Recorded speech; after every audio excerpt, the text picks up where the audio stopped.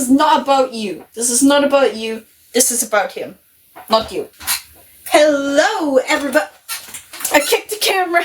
Hello, everyone, and welcome to another video where we're doing something on this channel that we have never done before because I usually don't show it on YouTube. I usually do it privately, but I was like, what the heck, let's do a video for it. So, for those of you that don't know, I absolutely love doing cosplays. I've done it at multiple conventions before, and for the second time, I think this is now, I'm going to be making my own costume. And if my outfit wasn't an indicator of kind of what it's related to, I absolutely love Loki. He's my favorite Marvel character in the entire franchise, right? And fun little fact, and before you all start collectively doing confused screaming, don't worry, I will explain it. He has a wife in the comics that has basically disappeared into obscurity for the most part, but let's do some explaining on it. So Loki, in the comics, back in the 1950s to 1960s, had a wife by the name of Sigyn, who he inevitably tricked into getting married with because he liked her, but she didn't much care for him. But I think I want to try to kind of update her story into how it would fit into the Marvel Cinematic Universe instead, because unfortunately she never made it to the big screen. We don't even get to see her once. Not even Easter eggs, which kind of upset me a little bit because we had the appearance of the original comic Loki in the Loki series, and he never even made mention of her at all. No Easter eggs, nothing. You know what? Because Marvel has decided that they won't do it, I will do it myself. Fine. I'll do it myself. That being said, this is going to be a two-parter because I felt doing everything that I wanted to put into this was going to be a little too much for one video, so this is part one. Welcome into designing Sigyn for the MCU and the cosplay that will follow after. I ended up doing the design process on stream over on my Twitch, and my friends were there to help me and have input on how it was all going to go. So if you want to see more behind the scenes stuff like that, I don't know, feel free to follow me on Twitch as well. Let's get into the video. So, to begin with designing, I ended up taking a long look at some of the absolutely incredible concept art from the movies, specifically different designs for Loki's attire throughout the Thor tetralogy, and the Avengers to sort of get a rough idea of what I wanted for the costume. I also took a lot of inspiration from the artist Nana who is most notable for making her own version of Sigyn, which I absolutely adore.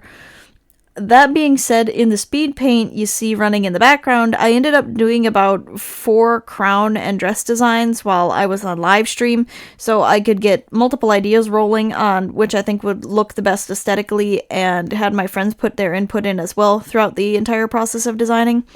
And while the speed paint was going, I was thinking of how I would write her into the movies without changing anything major, while still giving our girl a much better story in the MCU that sticks pretty well to the comic source material. So this all starts quite a bit before the first movie in the Thor tetralogy, please forgive my pronunciation, and follows Loki before he was under the influence of the Mind Stone in Avengers.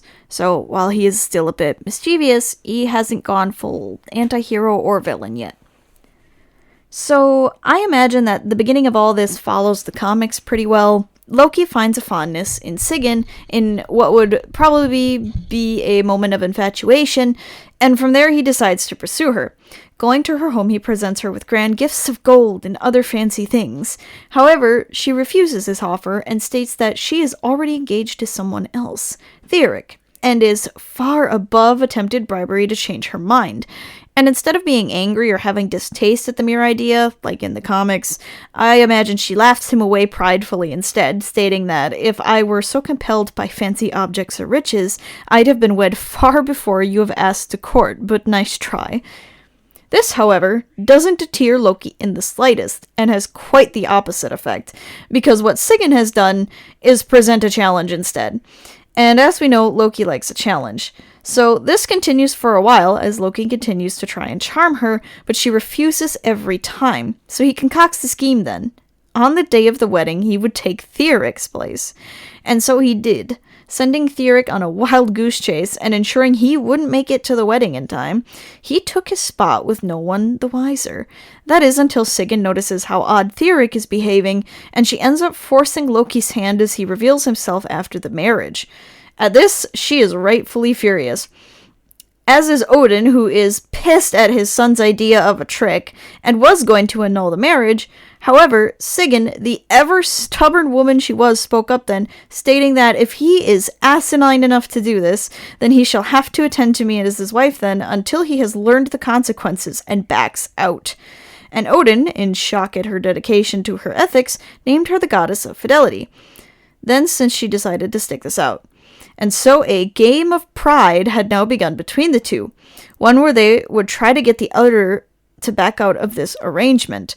Sigyn attempted to make things as difficult as she could for him, and Loki found some sort of amusement out of this game between them.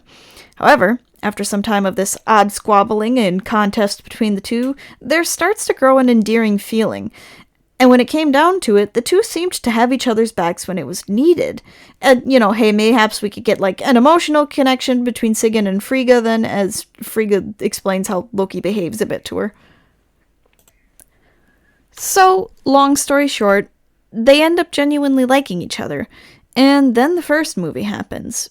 By the end of it, Loki is presumed dead by Asgard after the Bifrost incident, which would be devastating to our poor gal Sigyn, and in a sad way, she had won the game between them then.